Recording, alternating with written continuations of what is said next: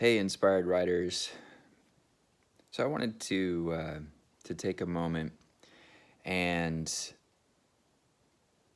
and I I guess I'll just call it a moment of gratitude for and really what I was thinking about is what is it that inspires me?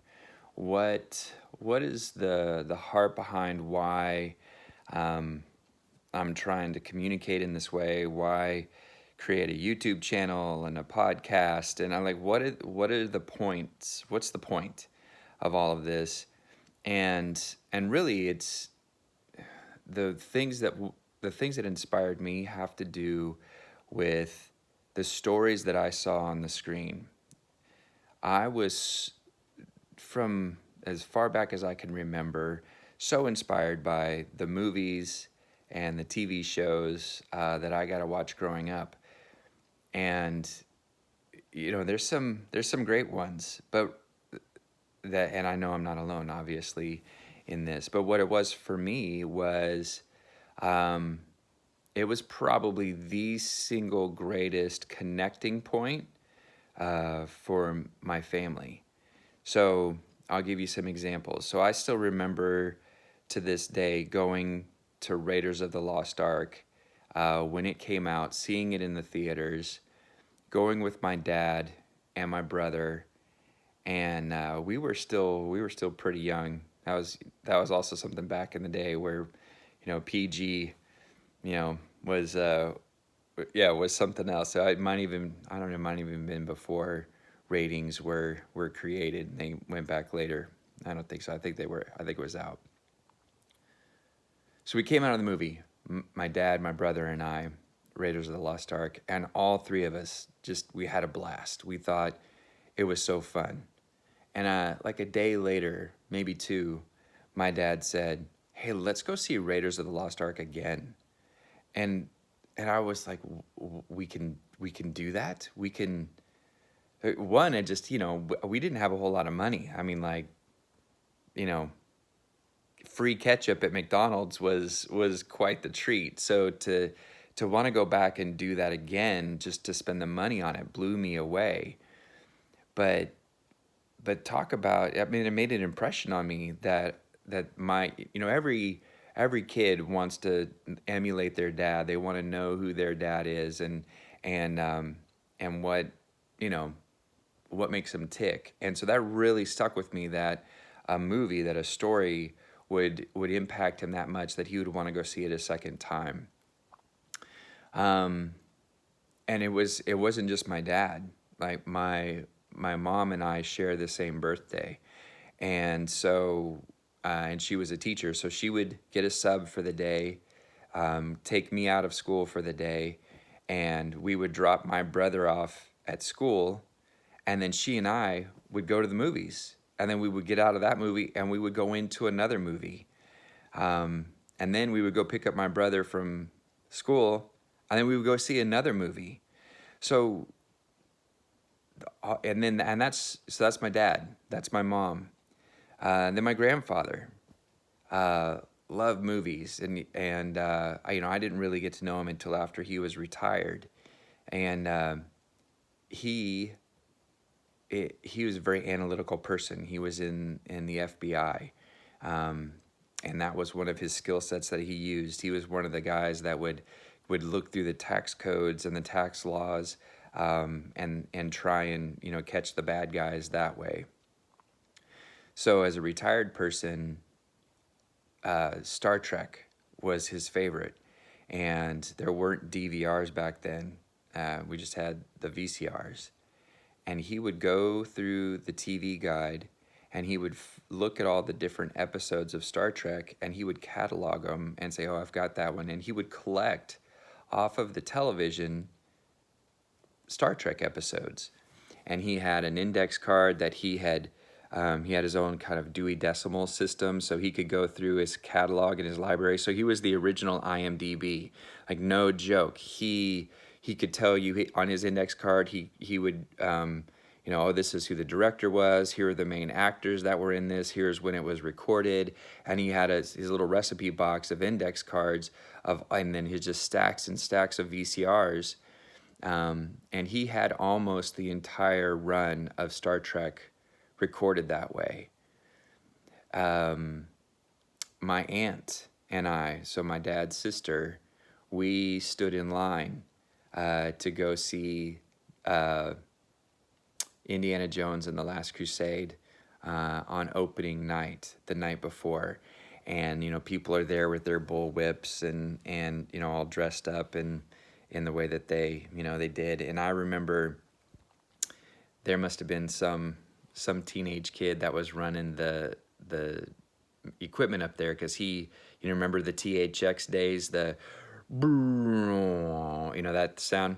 So that kid had that thing like so cranked up. I remember my jeans rattling on my body. The bass was so strong, and the whole crowd cheered. Just the name would come up on the screen, Harrison Ford and Sean Connery, and everybody just starts screaming and cheering. So that was me and my aunt. I remember on my mom's side of the family, the whole family getting together and standing outside in line. The line wrapped around the building twice to go see Return of the Jedi. So my whole family, both sides, just had a huge value for sharing that experience together. And even today, it carries on. And so the reason why I'm calling this a thank you note to Hollywood is behind the scenes, there's a lot of blood and sweat and tears and effort to make these things come together. And the reason why I'm putting this here for the inspired writer is it was more than just a reason to get out of the house. It's a shared experience, and it goes all the way back to the caveman days or the tribal days of sharing a story around a fire. That's why story is important. Story is important.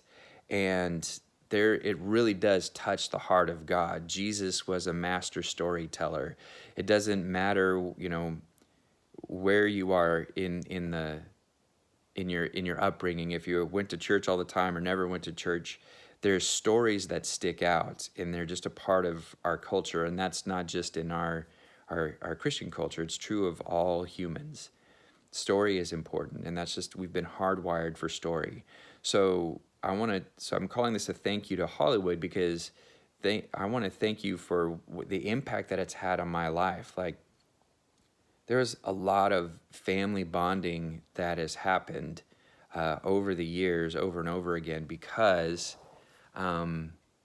people sat down and they wrote out a story, and then other people took that story and said, you know what, we're going to put this up on the screen, and we're going to make this easy for people to see and consume, and to feel it and hear it and experience it together. It's more than just, it's not a waste of time. So for the inspired writer, this is what motivates me to get up in the morning to write. This is what motivates me as a believer in Jesus, that we're actually tapping into something supernatural when we give ourselves permission to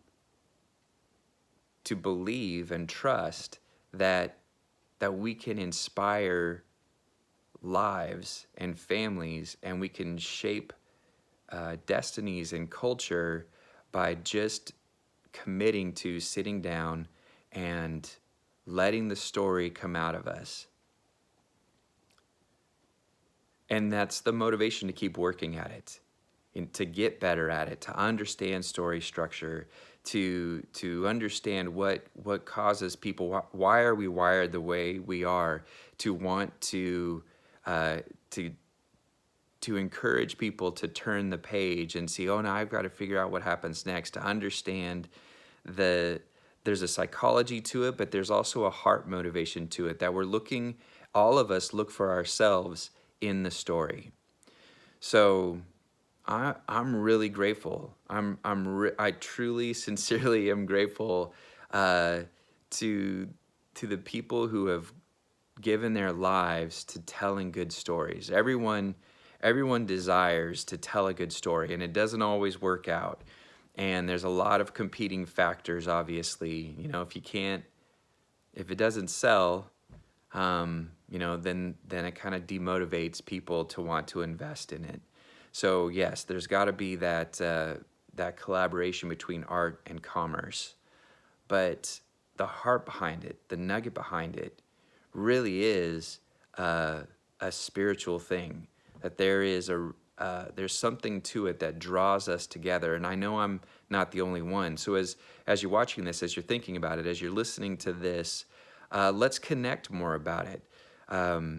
Subscribe to this so that we can keep in touch, and I can be sharing more thoughts with you. Leave a comment if you're watching the video. If you're listening to this, you can find me on J.I. Glover on Facebook, Instagram, Twitter. Let's connect and let's talk more, because one of the reasons behind this is I want to take what inspired me and I want to pour that into other people and bring people along on the journey with me. That's what I'm after. I'm after transformation of myself. I'm after transformation of the people that would read my stories and someday see my stories on the screen. But I'm also after transformation of a group of people that can catch this vision, and let's run together. So let's connect. Tell me what your favorite stories are. Tell me how you intersected with story and in books. I mean, there's books too, obviously, that have had a huge impact, and as we've shared in my own life personally, and then wanting to share that with somebody else. Oh, you've got to read this one. You've got to see this one. There's a language there that we're creating. So that's the point of all of this, is inspiring people to see themselves and the work that we're doing in creating and writing and telling stories is important. It actually is turning the hearts of the fathers to the children and the children to the fathers. It is spurring one another on to love and good deeds. That there's a privilege and an opportunity, and even I guess like a sacred duty. We can't take it too serious. I mean, we can't put too much weight. We can't put enough weight on how important it is. But then, because we're wired this way and we're tapped in the very heart of God, we also can't take ourselves too seriously. We can't put too much weight on ourselves. We're actually tapping into the very nature of God's heart to tell stories. And so if we're doing that, then we get to co-labor with the creator of the universe. He is called a creator, and we get to co-create with him. So we don't have to, it's not a burden.